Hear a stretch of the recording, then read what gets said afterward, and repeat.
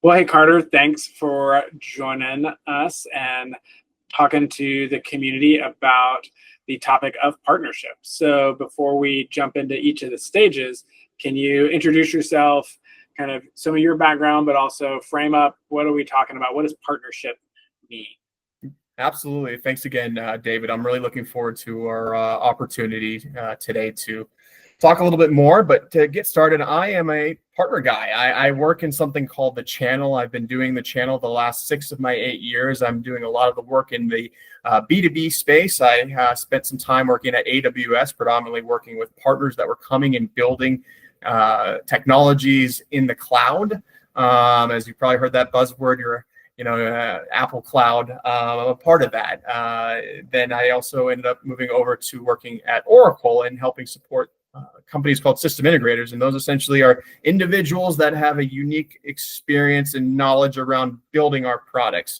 So I've worked through a couple different channels and partnerships, as we call them, in a couple different facets. But, today we're going to kind of roll it back a little bit and talk about partnerships 101 here, where I'm going to tell you a little bit more about that. And really it is where two companies, it could be more than two companies, it could be multiple companies come together on a joint value with a joint or agreed upon objective.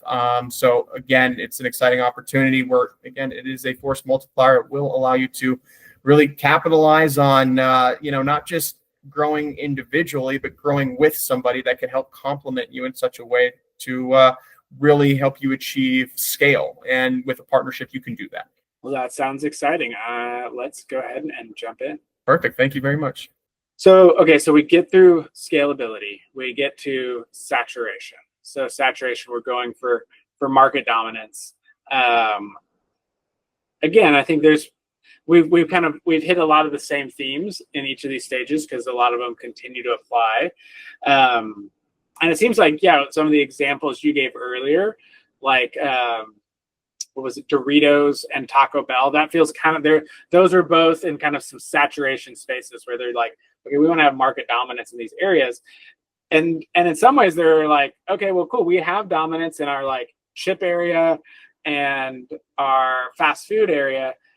Can we do something together that just like adds some bonus on top of that? Like, it does seem like you have some bigger players, obviously, at the saturation stage, but does the nature of maybe the categories of partnerships kind of change, or especially like what categories of partnerships are possible now in saturation that weren't possible before? Yeah, no, absolutely. So you open your door to other business models that you can kind of work with. So in the tech world, I'll kind of go back to the tech. We got people that are things that are called VARs, which are value added resellers. We have things that are system integrators that help build products and solutions there. And then you have a bunch of others. You can think about it as well from a McDonald's standpoint. Think about it like a franchise and a franchise or franchisee and franchisor. There's different methods to how your business is going to evolve with their partners. So you can take advantage of those and really kind of scale them out. We talked about some distributors as well. So again, it just opens the door to other areas and channels to grow your business. And the saturation is, are you the best of the best? Can what we do and what they do prove that we are the best and we are the dominant leading organizations driving that together? I also like thinking about Red Bull and also GoPro, extreme sports. You think of extreme sports, they're always there. They're always together. Why? They're different brands though. But when you think about how they've evolved and how targeted they were and how they were able to complement each other, you think of extreme sports, you think of those two. You don't think of anything else because of how intertwined they are as a business. Now it's becoming a business. Maybe at some point an acquisition happens. You start thinking about, hey, is this a company that we want to go and build and maybe I sell to or they'd buy from me? So it's just, I'm not saying that's going to be the case here with GoPro and Red Bull, but you do understand your businesses are so intertwined in this respective space that no one else can touch you. Yeah, you're looking for kind of like category defining partnerships. That's kind of what made me think of there, where you're going, okay, the category of extreme sports, how do we together position ourselves as dominant? Where maybe, to a degree, they're both dominant in the like, okay, energy drink and, you know, durable camera. If you put those two, they're like, okay, yeah. But when you put them together and it's like, okay, who else in this space is creating content and creating, brand awareness at the level that those two are? There's not much, you know? And so when they partner together, it brings a new level of dominance. So that makes a lot of sense, where there's some more maybe PR kind of partnerships that really start to make, not that they don't make sense earlier, but they make a lot more sense, and they have a higher leverage point when you get into saturation. Any other things you want to call out for kind of our last of our sequential stages in saturation? Any pitfalls or anything like that you want to highlight in here? Don't chase the revenue. Don't chase the revenue. Chasing the revenue is not the right story. You're gonna fall flat on your face if you think, oh, I just need to figure out how to sell more through this person. No, you need to figure out how to make sure your business works with them.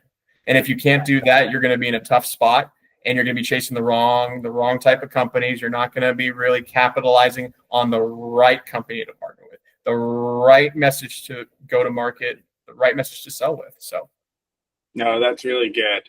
I appreciate you calling that out. And that probably, that probably comes earlier too. But yeah, definitely could see that here.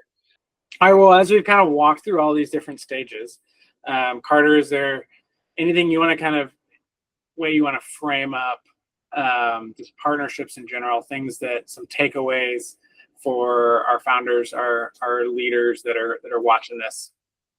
Yeah.